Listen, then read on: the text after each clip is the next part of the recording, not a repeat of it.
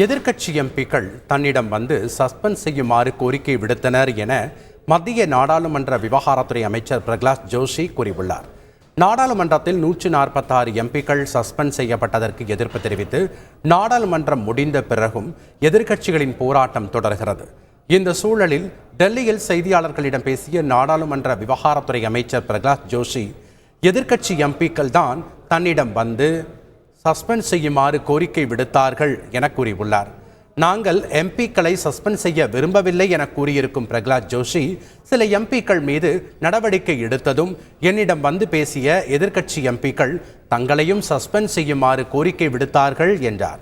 நாடாளுமன்றத்தில் அவை நடவடிக்கைகளுக்கு இடையூறு ஏற்படுத்திய எதிர்க்கட்சி எம்பிக்களுக்கு கண்டனம் தெரிவித்த அவர், திருத்தப்பட்ட குற்றவியல் சட்ட மசோதாக்களை எதிர்த்து எதிர்க்கட்சிகள் நீதிமன்றம் செல்ல வாய்ப்புகள் திறந்தே உள்ளது என்றார். செய்திகளை உடனுக்குடன் தெரிந்து கொள்ள உடனே சப்ஸ்கிரைப் பண்ணுங்க.